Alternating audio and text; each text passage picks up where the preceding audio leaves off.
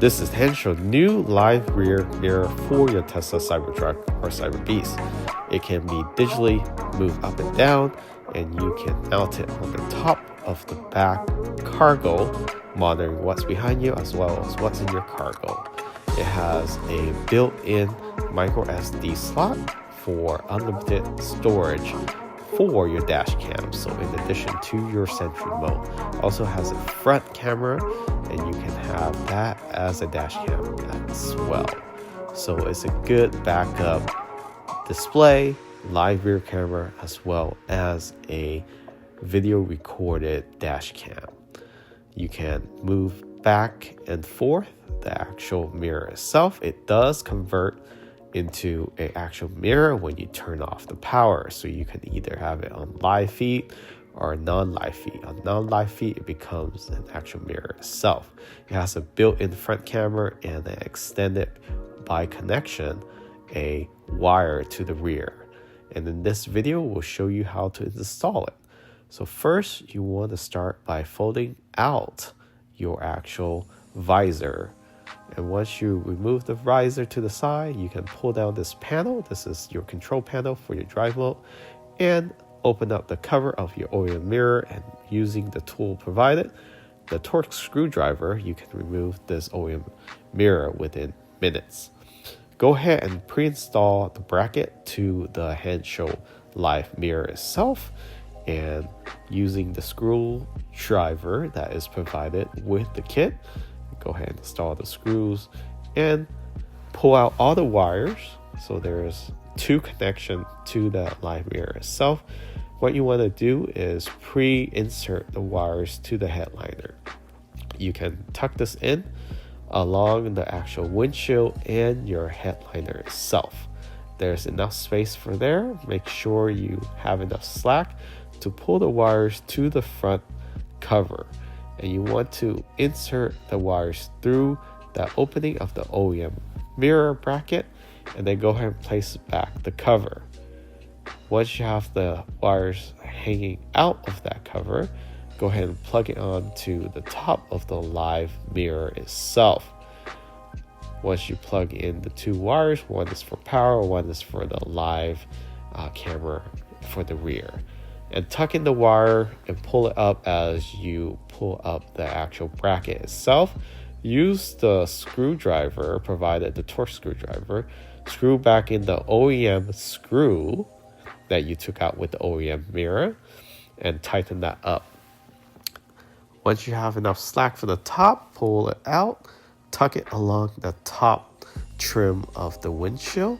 This is behind where your drive control was at, the cover that you removed earlier. You want to tuck this in carefully with no slack. Make sure it lines up just like that along the crease there, and this will allow you to close this drive control cover back up. If you don't do this carefully, you won't be able to close that with the clips. Now go along the actual headliner to the A-pillar, and you want to move the wire along the headliner and then pull down this rubber strip. You will be fishing that through along the actual A-pillar. So pull down the headliner slightly, and this is excess red wire from the actual connection to the rear camera. You can cut that excess off or tape up with electrical tape. Push that wire through the headliner, through the A-pillar, and through the outside. You will be able to pull it through, and this will go to the rear. Now this is your OBD connector. You also want to fish this through. This is your power wire, and it has enough space for you to also tuck this through. And there's a little slot behind the airbag there. You want to pull this through and leave very little tension so you don't have any wires hanging over your headliner. So once you have the 1 and 2 step 1 and step 2, one wire goes to the rear, the power and the connection to the OBD goes down to your A-pillar along the trim.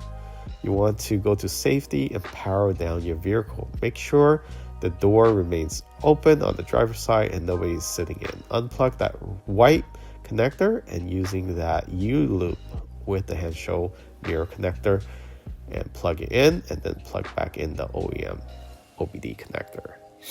Tape up the wires so it's clean up and tuck it in behind the trim. And that is it. That is it for the power connection. Go ahead and place back these L trim and the rubber strip for the bottom piece. You want to leave the top loose, but you can close up the dash. So once you have all the rubber strip in, the B pillar, you do have to remove this cover on the bottom where the door switch is at, and using the 10mm to unscrew that bolt. You want to pry this slightly open. Don't unplug anything here because that will disengage the camera and you will have to recalibrate. So don't unplug, just loosen this B pillar glass trim. And this will give you access behind the actual headliner on the B pillar to be able to fish the wire through. Once you are able to fish that camera wire through, you want to have it tucked behind and go through the open slot, and this will ensure that you will have it weatherproof and also it doesn't interfere with any of the rubber strip. Pop open the actual top trim where your crossbar is at if you have that. If not, just pry open this top trim. This will give you access to the top of the roof line. You want to fish through this wire. So this is the camera wire from the actual mirror itself. You don't actually need a fishing rod. You can actually just tuck it in with your fingers, pull it through and push it through the grommet, and then re-close up the grommet there. Then you can reinstall the B pillar actual glass and tuck everything in accordingly. You can screw back that in with that same screw that you removed earlier. And again, use your hand to tighten this up, place the cover back on. So you're almost at the finish line. Now open up your tonneau cover. You will go to the back of your truck. In the bed, you will stand on the back of the truck and start fishing the wire through towards the actual back top trim.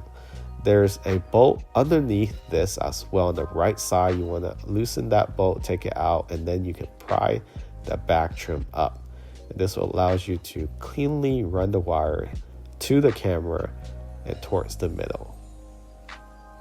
Plug in the camera, and again, use some electrical tape to tighten this actual connection up so it doesn't come loose. Place the camera right in the middle towards the edge of the back top trim. This gives you better visibility of what's in your cargo and as well as what's behind you. Tuck in the wire between the top glass and the lower trim and go ahead and press the lower trim back down, and you'll screw that trim back in a second. If you purchase this with a tail cover, you just place this over and under, and this will give you a more cleaner look. It has that signature cyber angle on that cover. Go ahead and screw back in for the rear top cover